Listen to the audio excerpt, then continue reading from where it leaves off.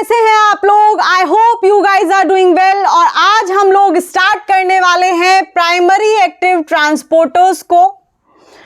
और सबसे पहले यही बात कर लेते हैं कि इन प्राइमरी एक्टिव ट्रांसपोर्टर्स के अंदर हम लोग पढ़ने क्या क्या वाले हैं। तो प्राइमरी एक्टिव ट्रांसपोर्टर्स के अंदर हम लोग सबसे पहले उन पंप्स की बात करेंगे जो पंप एटीपी ड्रिवन होते हैं। और एटीपी ड्रिवन पंप से आप लोगों को क्या समझने में आ रहा होगा कि ऐसे पंप के बारे में हम लोग डिस्कस करेंगे जो कि एटीपी पर डिपेंडेंट होते हैं। मतलब कि वो तभी काम करेंगे जब उनको डायरेक्टली जो एनर्जी होगी वो एटीपी की फॉर्म में मिल रही होगी, कंटिन्यूसली एटीपी की सप्लाई उनको मिल रही होगी। वो पंप काम कर रहे होंगे, उसी कंडीशन में काम कर रहे होंगे। तो ऐसे पंप्स को हम नाम देते हैं एटीपी ड्रिवन पंप्स। और ये जो एटीपी ड्रिवन पंप्स होते हैं, मेनली ये 4 डिफरेंट क्लासेस हम लोग इनकी डिस्कस करने वाले हैं। धीरे धीरे डिस्कस करते चलेंगे। तो जो पहली क्लास हम लोग आज डिस्कस करने वाले हैं उसके अंदर हम लोग पी टाइप पंप डिस्कस करेंगे। और बाकी की क्लासेस भी हम लोग धीरे धीरे डिस्कस करते चलेंगे, जैसे एफ टाइप पंप क्या होते हैं। और वो जो एफ टाइप पंप होते हैं, क्योंकि वो भी एटीपी ड्रिवन पंप के अंदर ही आते हैं, तो उनको काम करते रहने के लिए, जैसे इनको पी टाइप पंप को एनर्जी चाहिए ही होते रहती है, यानी इनको कंटिन्यूस सप्लाई चाहिए होती है एनर्जी की, जो कि इनको एटीपी की फॉर्म में दी जाती है। उसी तरीके से बाकी की जो 3 क्लासेस बचती हैं, जैसे एफ टाइप पंप, जैसे वी टाइप पंप, जैसे एबीसी ट्रांसपोर्टर्स, उन सबको भी एटीपी की जरूरत होती है अपनी प्रोसेसिंग चालू रखने के लिए। तो इतनी बात समझ में आई कि अगर प्राइमरी एक्टिव ट्रांसपोर्टर्स में हम लोग देखें तो पहले तरीके के पंप हम लोग वो डिस्कस करने वाले हैं जो पंप एटीपी पर डिपेंडेंट होते हैं अपने रेगुलेशन के लिए। तो इसमें 4 क्लासेस, 4 अलग अलग क्लासेस हम लोग डिस्कस करेंगे। आज हम लोग पी टाइप पंप स्टार्ट करने वाले हैं, फिर उसके बाद F type pump, V type pump and then ABC transporters. अब ये जो पी टाइप पंप है, इसके अंदर कई सारे एग्जाम्पल्स हैं और बड़े ही पॉपुलर से एग्जाम्पल्स हैं, और यहां से बड़े भर भर के प्रश्न पूछे जाते हैं। तो वो कौन कौन से एग्जाम्पल्स हैं, उस नाम भी सुन रखे होंगे। पहला सोडियम पोटेशियम पंप इस पी टाइप पंप के अंदर आता है। दूसरा कैल्शियम पंप आता है, और तीसरा प्रोटॉन पंप आता है, जिसको हम एटीपेज भी नाम देते हैं। ये पंप काम कैसे करते हैं, इनकी एक्टिविटी का मैकेनिज्म कैसा होता है, इनका स्ट्रक्चर क्या होता है, कहां कहां काम कर रहे होते हैं, ये सारी चीजें हम लोग धीरे धीरे डिस्कस करते जाएंगे।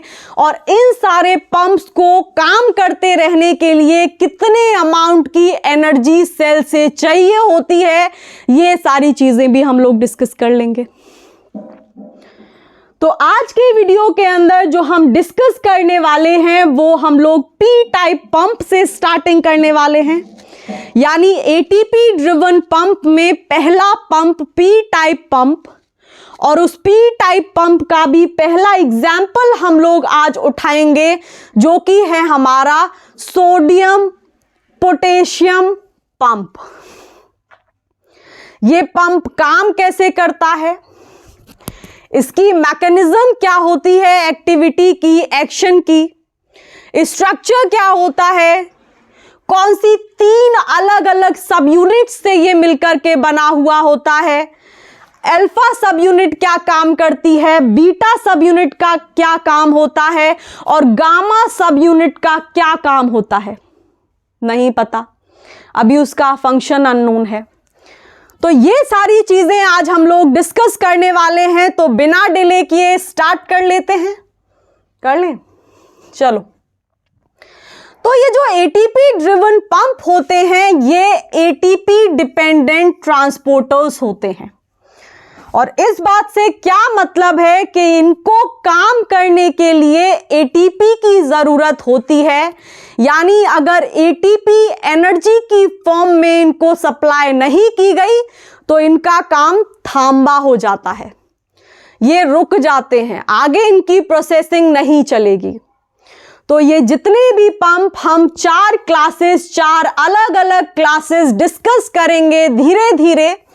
उसके अंदर जो पहली क्लास है वो पी टाइप पंप है, जो हम लोग आज शुरू करने वाले हैं।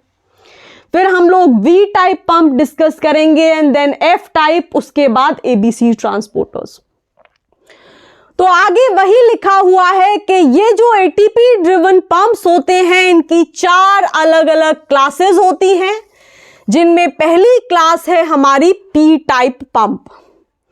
और ये जो P है कैपिटल, ये P यहां पर ऐसे ही तो लिखा नहीं गया होगा, P का मतलब होगा ना कुछ तो P का जो मतलब है यहां पर वो फॉस्फोराइलेशन से है।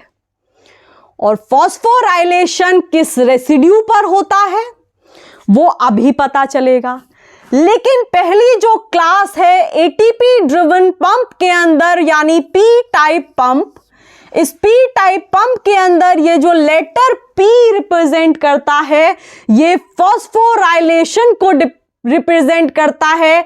और इसी वजह से ये जो P टाइप पंप होते हैं, ये फॉस्फोराइलेशन डिपेंडेंट पंप होते हैं। तो अगर इस P टाइप पंप के पहले पॉइंट को देखें तो पहला पॉइंट यही समझ लो इसके बारे में कि ये जो P टाइप पंप होते हैं, ये मल्टी पास ट्रांसमेम्ब्रेन प्रोटीन होते हैं, जीपीसीआर की तरह। सिग्नलिंग भी हम लोग स्टार्ट करेंगे, सबसे पहले जीपीसीआर ट्रांसमेम्ब्रेन प्रोटीन को ही पढ़ेंगे। तो ट्रांसमेम्ब्रेन से क्या समझ में आ रहा है कि ऐसा कोई प्रोटीन जो मेम्ब्रेन के अंदर धंसा हुआ हो, जो मेम्ब्रेन को क्रॉस कर रहा हो।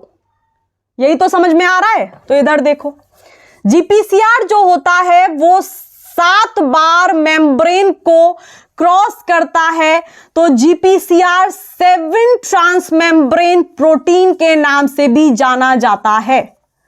क्यों? क्योंकि वो 7 बार मेम्ब्रेन को क्रॉस करता है। तो उसी तरीके से ये जो P टाइप पंप हैं, ये भी मल्टी पास कई बार मेम्ब्रेन को क्रॉस करते हैं। जैसे मान लो ये हमारा सेल है और ये सेल की प्लाज्मा मेम्ब्रेन है, तो ये जो P टाइप पंप लगे हुए होते हैं, ये P टाइप पंप हमारे मेम्ब्रेन को इस तरीके से कई बार क्रॉस करेंगे, इसीलिए इनको नाम दिया जाता है मल्टी पास ट्रांसमेम्ब्रेन प्रोटीन। जैसे जीपीसीआर देखें तो जीपीसीआर जो होता है, मान लो ये मेम्ब्रेन है, वो 7 बार क्रॉस करता है मेम्ब्रेन को, 1 2 3 4 5 6 7। तो ये है हमारा जीपीसीआर। और इस जीपीसीआर की जो अंदर वाली साइड होती है, वहां पर एक जी प्रोटीन लगा हुआ होता है। काम कैसे होता है ये हम लोग सिग्नलिंग के अंदर डिस्कस करेंगे। तो चैनल को सब्सक्राइब नहीं किया है, कर लो। घंटी नहीं बजाई है, बजा लो। अपने फ्रेंड्स को भी ये वीडियो शेयर कर दो ताकि वो लोग भी हमारे साथ जुड़ जाएं। तो देखो इधर आगे, तो पहली बात समझ में आ गई कि ये जो P टाइप पंप होते हैं, ये भी जीपीसीआर के भैया हैं। मतलब ये भी मेम्ब्रेन को क्रॉस करते हैं और कई बार क्रॉस करते हैं। और क्योंकि ये इनकी जो एक्टिविटी होती है वो फॉस्फोराइलेशन पर डिपेंडेंट होती है, तो फॉस्फोराइलेशन भी किसी स्पेसिफिक रेसिड्यू पर होता है ना। कोई स्पेसिफिक अमाइनो एसिड होता है जिसके ऊपर फॉस्फोराइलेशन होगा। फॉस्फोराइलेशन का क्या मतलब है कि फॉस्फेट का मॉलिक्यूल ऐड हो गया। और फॉस्फेट का वो जो मॉलिक्यूल होता है वो आता कहां से है? उसी एनर्जी सप्लाई से, उसी पावर प्लांट से। और पावर प्लांट क्या था? एनर्जी कौन सप्लाई करता है? एटीपी सप्लाई करते हैं। तो वो जो एटीपी होते हैं, वो जो पावर प्लांट होते हैं, वहां से हमारा फॉस्फेट का मॉलिक्यूल लिया जाता है और वो फॉस्फेट का मॉलिक्यूल लेकर के उसको एस्पार्टेट अमाइनो एसिड का एक सीक्वेंस होता है, उस एस्पार्टेट अमाइनो एसिड के रेसिड्यू के ऊपर उसको चिपका दिया जाता है। और जब किसी जगह पर फॉस्फेट का एडिशन होता है, फॉस्फेट आयन जुड़ता है, तो उसी को हम नाम देते हैं, उसी प्रोसेस को नाम दिया जाता है फॉस्फोराइलेशन, है ना। तो क्या हुआ कि इस पी टाइप पंप की जो एक्टिविटी होती है, क्योंकि वो फॉस्फोराइलेशन पर डिपेंडेंट होती है, और ये जो फॉस्फोराइलेशन होता है वो किसी स्पेसिफिक कंजर्व्ड, ऐसे ही किसी एस्पार्टेट रेसिड्यू पे नहीं, नाम लिखा हुआ होता है इस पे कि जाकर के इसी पे चिपकना है फॉस्फेट को। तो कोई कंजर्व्ड एस्पार्टेट रेसिड्यू होता है और उस कंजर्व्ड एस्पार्टेट रेसिड्यू के ऊपर जाकर के फॉस्फेट के मॉलिक्यूल का एडिशन हो जाता है, और जिसकी वजह से ये जो पंप नाम दिया गया था पी टाइप पंप, यानी ऐसा पंप जो फॉस्फोराइलेशन डिपेंडेंट मैनर में काम करेगा, तभी काम करेगा जब इसका फॉस्फोराइलेशन हो जाएगा। और वो फॉस्फोराइलेशन किस रेसिड्यू के ऊपर होगा? एक कंजर्व्ड, यानी नाम लिखा हुआ एस्पार्टेट का रेसिड्यू होगा। जैसे ये सब हो जाता है, इसी वजह से इसको नाम देते हैं पी टाइप पंप। और अभी मैं बोल रही थी कि जो हमारा फॉस्फेट डोनर होता है वो एटीपी ही काम करता है, यानी वो जो पावर हाउस था, वो जो पावर प्लांट था, जो एनर्जी को सप्लाई करता है इस पी टाइप पंप के लिए, इस एटीपी ड्रिवन पंप के लिए, वही फॉस्फेट के आयन को डोनेट कर देता है, और वो फॉस्फेट का आयन जाकर के एस्पार्टेट रेसिड्यू पर चिपक जाता है और फॉस्फोराइलेशन हो जाता है, जिसके बाद ये पंप एक्टिवेट हो जाता है। आगे क्या है?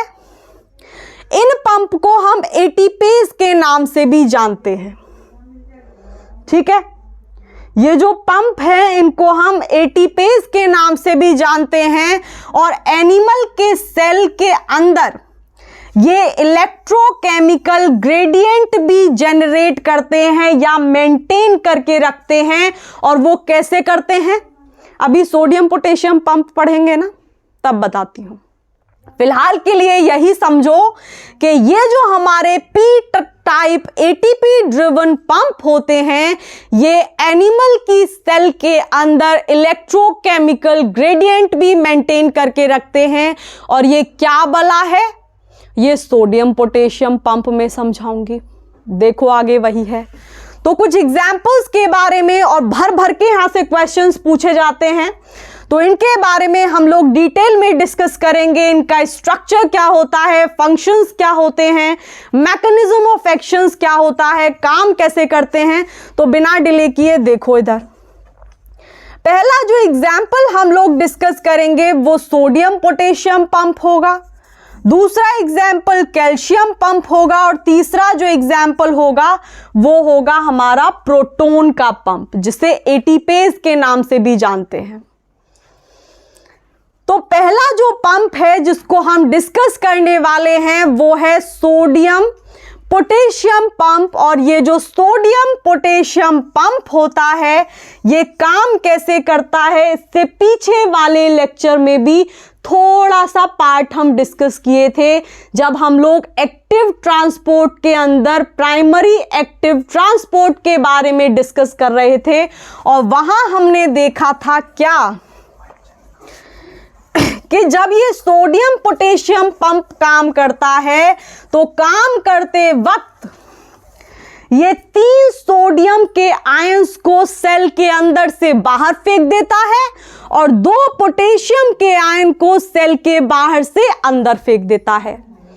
और क्योंकि ये काम कॉन्सेंट्रेशन के अगेंस्ट होता है, कॉन्सेंट्रेशन ग्रेडियंट के अगेंस्ट होता है, तो इस काम को चलते रहने के लिए कंटिन्यूस सप्लाई चाहिए एनर्जी की, और वो जो कंटिन्यूस सप्लाई होती है एनर्जी की वो आती है हमारी एटीपी से। तो काम कैसे चल रहा था वो देखो इधर। तो पहले डिस्कस कर रहे हैं हम लोग सोडियम पोटेशियम पंप। कल वाले वीडियो में ये डिस्कस किया था, अगर याद नहीं आ रहा या फिर जा करके वो वीडियो चेक नहीं की है तो पहले जा करके वो वीडियो चेक करो।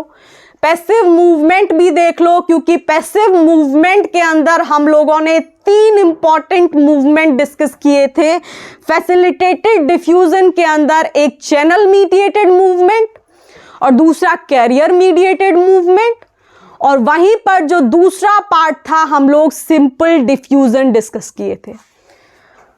तो फिलहाल के लिए ये समझो कि मान लो ये हमारी कोई सेल है और इस सेल के सरफेस पर सोडियम पोटेशियम पंप लगा हुआ है,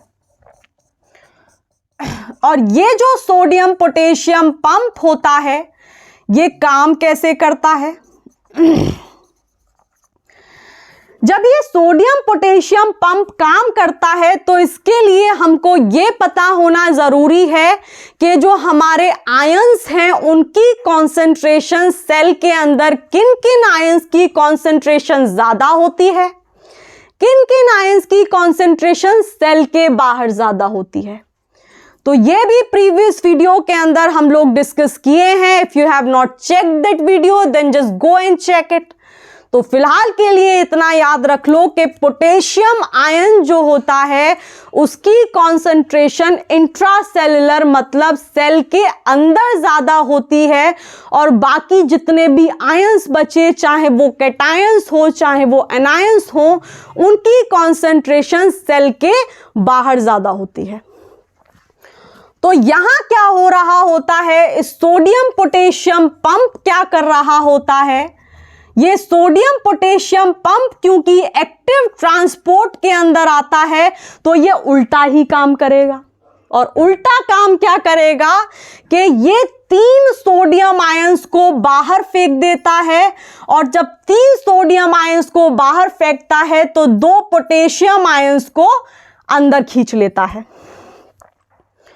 और अभी हम लोग क्या समझे हैं कि जो हमारा सोडियम है उसकी कॉन्सेंट्रेशन बाहर ज्यादा होगी और पोटेशियम की कॉन्सेंट्रेशन सेल के अंदर ही ज्यादा होगी। तो ये तो बात समझ में आती है ना कि ये हमारी प्लाज्मा मेम्ब्रेन है और इसके बाहर वाली साइड में जो पोर्शन होगा वो होगा हमारा एक्स्ट्रा सेलुलर पोर्शन, और वहीं अगर हम अंदर बात करें तो ये पोर्शन होगा इंट्रा सेलुलर पोर्शन।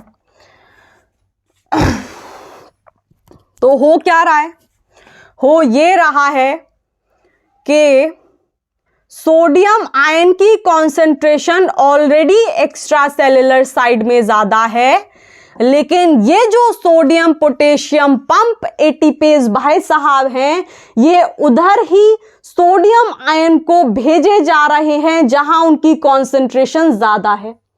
और कहां से भेज रहे हैं, जहां ऑलरेडी कमी पड़ी है, जहां ऑलरेडी अकाल है वहां से ले जा करके जहां ऑलरेडी बारिश हुई रखी है वहां फेंक रहे हैं। तो हो रहा है ना उल्टा काम। तो इसको काम को इसकी कंटिन्यूस सप्लाई या इसकी कंटिन्यूस प्रोसेसिंग होने के लिए एटीपी की जरूरत पड़ती है। इसीलिए ये जो सोडियम पोटेशियम पंप होता है ये पी टाइप पंप होता है, और ये जो पंप है हमारा ये एटीपी ड्रिवन पंप के अंदर आता है। ठीक है, तो पहला पॉइंट इस सोडियम पोटेशियम पंप के बारे में वही लिखा हुआ है कि प्राइमरी एक्टिव ट्रांसपोर्टर की अगर हम बात करते हैं, और प्राइमरी एक्टिव ट्रांसपोर्टर भी अगर एनिमल्स के अंदर बात करते हैं, तो ये जो पंप है ये बहुत ही इंपॉर्टेंट वन है। इसीलिए हम इसको ज्यादा डिटेल में डिस्कस करने वाले हैं एज कंपेयर टू कैल्शियम वाला pump, as compare to that proton वाला पंप, क्योंकि ये इंपॉर्टेंट है और यहां से प्रश्न आते हैं। तो इसमें हो क्या रहा है, यहां पर 3 सोडियम आयन का ई फ्लक्स हो रहा है। ई फ्लक्स मतलब 3 सोडियम आयन बाहर की तरफ जा रहे हैं और यही जो रिएक्शन है 3 सोडियम आयन का ई फ्लक्स, ये कपल है एक दूसरे रिएक्शन से, एक दूसरे पार्ट से। और वो दूसरा पार्ट ये है कि जैसे ही 3 सोडियम आयन का ई फ्लक्स होगा तभी ये जो हमारा सोडियम पोटेशियम पंप है ये 2 पोटेशियम आयंस को अंदर की तरफ ढकेल देगा। तो दूसरी बात भी समझने में आ गई होगी कि सोडियम पोटेशियम पंप जो काम करता है वो ऐसे काम करता है कि 3 सोडियम को ई फ्लक्स करेगा और उसके साथ ही 2 पोटेशियम का इनफ्लक्स कराएगा, और ये जो दोनों पार्ट होते हैं ये एक दूसरे से कपल्ड होते हैं। ठीक है,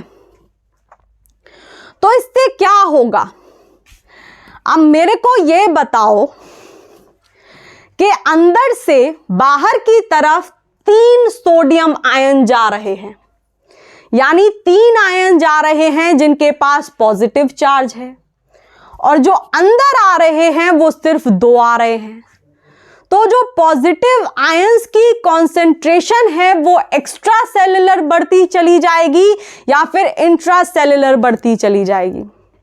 ऑब्वियसली एक्स्ट्रा सेलुलर, ज्यादा पॉजिटिव आयंस जमा होते चले जाएंगे, तो इस सेल की जो बाहर वाली साइड होगी वो पॉजिटिव हो जाएगी और जो अंदर वाली साइड होगी बाहर वाली साइड की कंपैरिजन में नेगेटिव हो जाएगी, यानी कम पॉजिटिव हो जाएगी। और जब ऐसी कोई मेम्ब्रेन होती है तो ऐसी मेम्ब्रेन हमारी पोलराइज्ड मेम्ब्रेन कहलाती है। इसका मतलब हो गया कि मेम्ब्रेन हो गई पोलराइज्ड, और इसी प्रोसेस को हम नाम देते हैं कि जब इनसाइड यानी इंट्रासेल्युलर पार्ट नेगेटिव बन जाता है एज कंपेयर टू बाहर वाला part as compare to extra cellular वाला part, then this process is termed as polarization. इस पंप का एक दूसरा भी नाम है, इसको हम इलेक्ट्रोजेनिक पंप के नाम से भी जानते हैं। तो ये तो नाम है, रट्टा ही मानना पड़ेगा।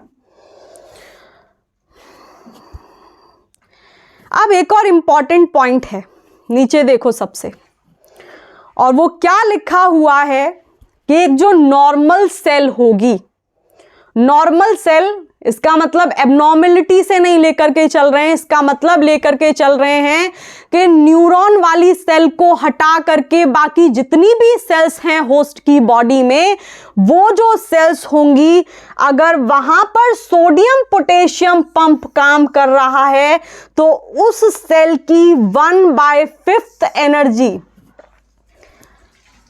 ये सोडियम पोटेशियम पंप लेकर के चला जाता है। लेकिन वहीं पर अगर हम दूसरे यानी उस एक्सेप्शन वाले सेल की बात करते हैं यानी न्यूरॉन्स की बात करते हैं, तो जो न्यूरॉन्स होते हैं वो लगभग टोटल एनर्जी का 2/3 पार्ट यूज करते हैं। तो न्यूरॉन्स को ज्यादा एनर्जी चाहिए होती है अपने ऊपर सोडियम पोटेशियम पंप को रेगुलेट करते रहने के लिए as compare to normal cell. आगे इसी के ऐड कर लो कि न्यूरॉन्स के अंदर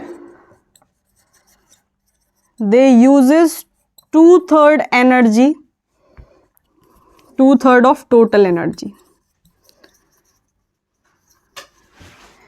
ठीक है,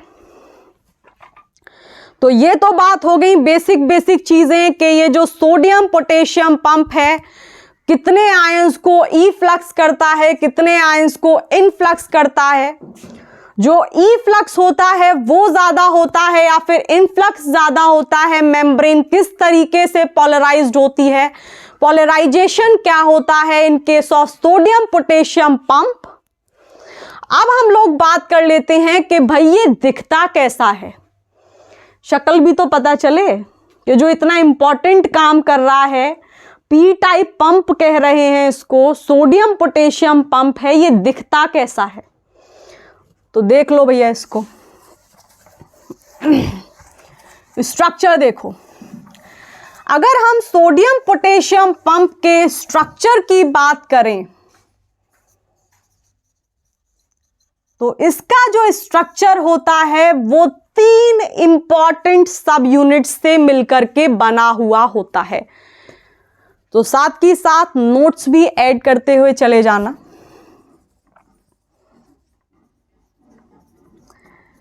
थ्री डिफरेंट सब यूनिट्स, और वो 3 सब यूनिट्स कौन कौन सी होती हैं पहले भी बताई थी मैंने,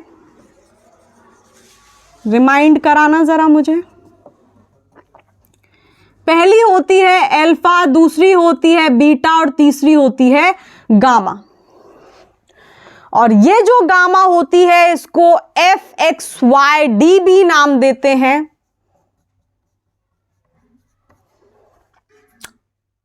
और क्यों नाम देते हैं वो अभी पता चलेगा। तो इसके अंदर जो पहली सब यूनिट है वो है हमारी अल्फा सब unit, structure of sodium potassium pump.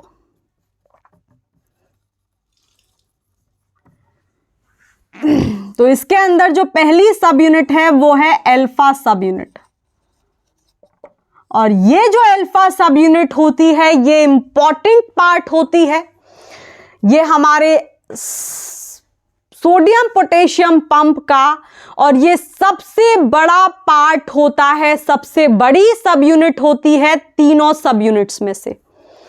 और ये जो सब यूनिट होती है ये 10 ट्रांस मेम्ब्रेन हेलिकल स्ट्रक्चर से मिलकर के बनी हुई होती है।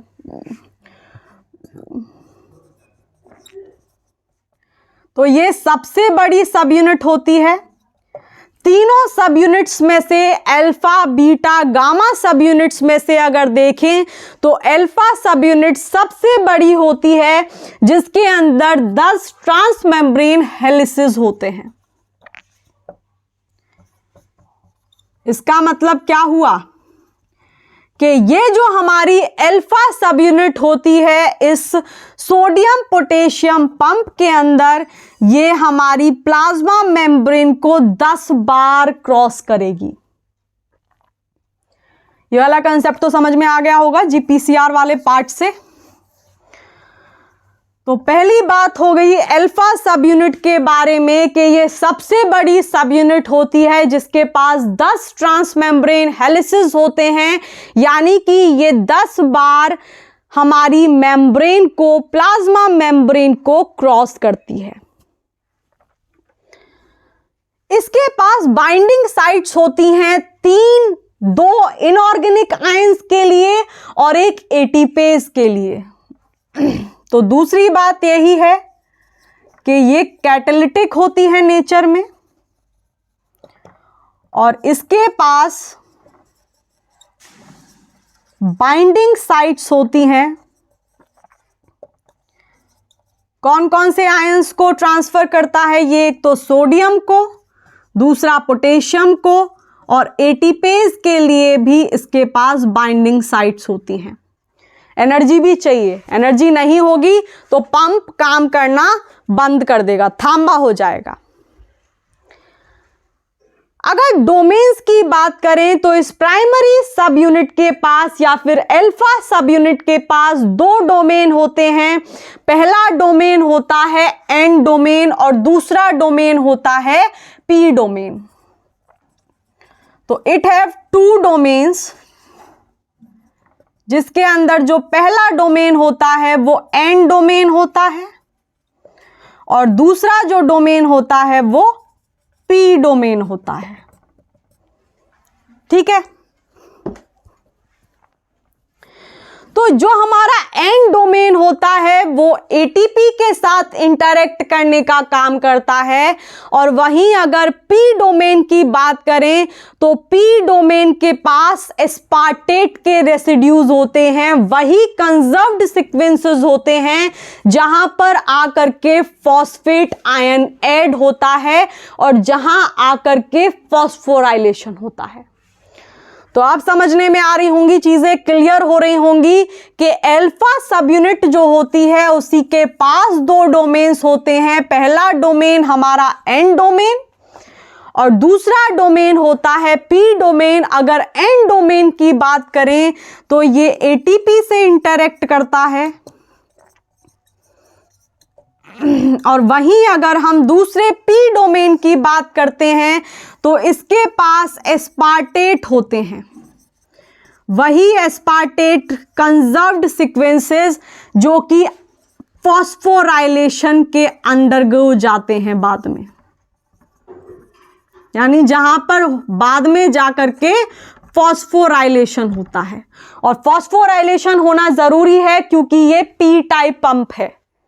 तो फॉस्फोराइलेशन, अगर सोडियम पोटेशियम पंप की बात करें तो फॉस्फोराइलेशन पी डोमेन के ऊपर होता है क्योंकि पी डोमेन के ऊपर ही वो कंजर्व्ड एस्पार्टेट रेसिड्यूज होते हैं जहां पर फॉस्फोराइलेशन होना होगा। तो एक बार ब्रीफ कर लो, अगर स्ट्रक्चर को देखें तो ये तीन अलग अलग सब यूनिट से मिलकर के बना हुआ होता है। पहली सब यूनिट अल्फा सब यूनिट। अल्फा सब यूनिट हमारी सबसे बड़ी सब यूनिट होती है जो कि मेम्ब्रेन को 10 बार क्रॉस करती है, कैटालिटिक होती है नेचर में। और अगली बात अगर देखें तो इस अल्फा सब यूनिट के पास ही 3 बाइंडिंग साइट्स होती हैं। पहली बाइंडिंग साइट होती है सोडियम आयन के लिए, दूसरी पोटेशियम आयन के लिए और तीसरी उन एटीपीज के लिए, यानी एटीपी के मॉलिक्यूल के लिए, मतलब एटीपेज के लिए। और वहीं अगर हम डोमेन्स की बात करें तो इसके पास 2 डोमेन होते हैं। पहला एन डोमेन, और ये जो एन डोमेन होता है ये उन एनर्जी सप्लाई वाले जो मॉलिक्यूल्स हैं यानी एटीपी हैं उनके साथ जाकर के इंटरेक्ट करते हैं। अगर दूसरे डोमेन की बात करें तो वो पी डोमेन है और ये जो पी डोमेन होता है इसके पास ही वो कंजर्व्ड एस्पार्टेट रेसिड्यूज होते हैं जहां पर आकर के बाद में फॉस्फेट का मॉलिक्यूल एटीपी से जुड़ जाएगा और फॉस्फोराइलेशन हो जाएगा।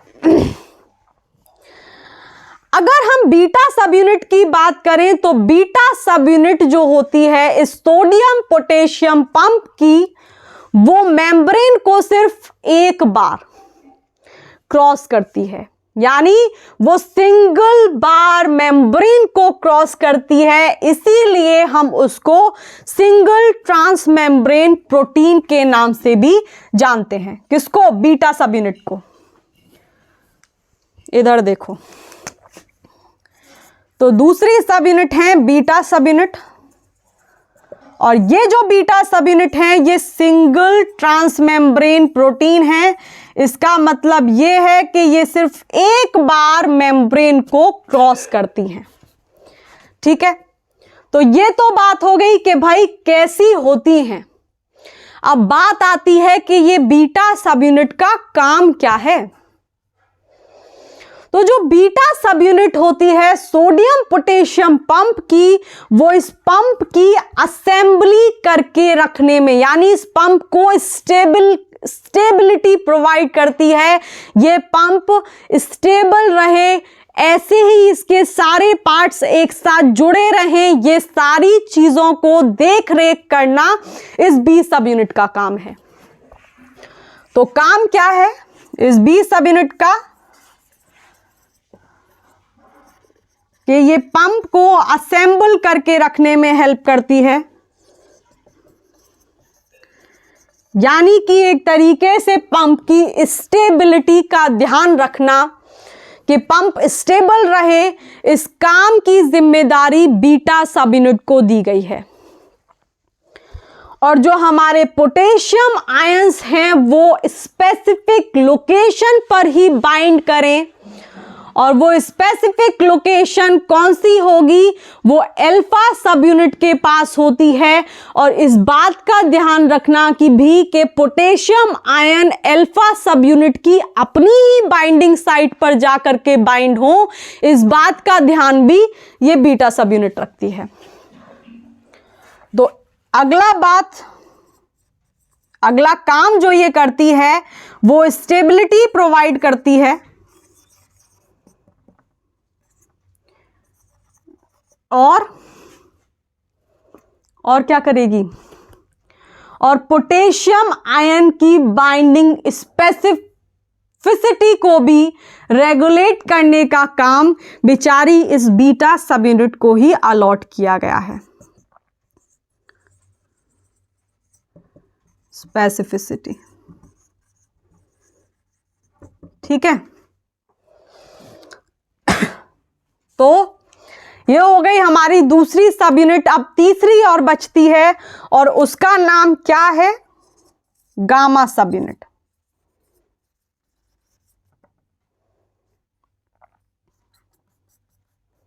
और इसको हम दूसरे नाम से भी जानते हैं FXYD। और ये जो हमारी गामा सब यूनिट होती है ये सबसे छोटी सब यूनिट होती है और ये क्या काम करती है वो अभी तक नहीं पता। तो फंक्शन अननोन है और सबसे छोटी सी सब यूनिट होती है ये स्मॉलेस्ट सब यूनिट आउट ऑफ दीज 3। और फंक्शन का मालूमात है नहीं कि क्या काम कर रही है। तो ब्रीफ कर लो इधर से। बीटा सब यूनिट एक बार मेम्ब्रेन को क्रॉस करती है, इसीलिए इसको सिंगल ट्रांस मेम्ब्रेन प्रोटीन के नाम से भी जानते हैं। स्टेबिलिटी प्रोवाइड करना, पंप को असेंबल करके रखना और पोटेशियम आयन अपनी ही बाइंडिंग साइट्स पर जाकर के बाइंड हो, इस बात का ध्यान रखना भी बीटा सब यूनिट का काम है। और वहीं अगर गामा सब यूनिट की बात करें तो FXYD नाम है इसका दूसरा, सबसे छोटी सब यूनिट है और काम क्या करती है वो अभी तक नहीं पता है। तो आज के वीडियो को यही खत्म करते हैं और कल हम लोग ये जो हमारा सोडियम पोटेशियम पंप होता है ये इसके एक्शन का मैकेनिज्म क्या है, कैसे काम करता है, किस तरीके से कन्फॉर्मेशन चेंज होता होगा, या फिर इनके फंक्शंस क्या होते हैं, कहां कहां सोडियम पोटेशियम पंप लगे हुए होते हैं, इन सब चीजों के बारे में हम लोग कल डिस्कस करेंगे। आज के लिए इतना ही रहने देते हैं। और अगर चैनल को आप लोगों ने अभी तक सब्सक्राइब नहीं किया है तो चैनल को सब्सक्राइब करना ना भूलें, घंटी वाला आइकन भी प्रेस कर दें ताकि आप लोग कोई भी अपडेट मिस ना कर दें। और आप लोग एक बात तो जानते ही होंगे कि शेयरिंग इज केयरिंग, तो you can share these videos to your friends as well so that they can also join us. तो इसी के साथ बाय।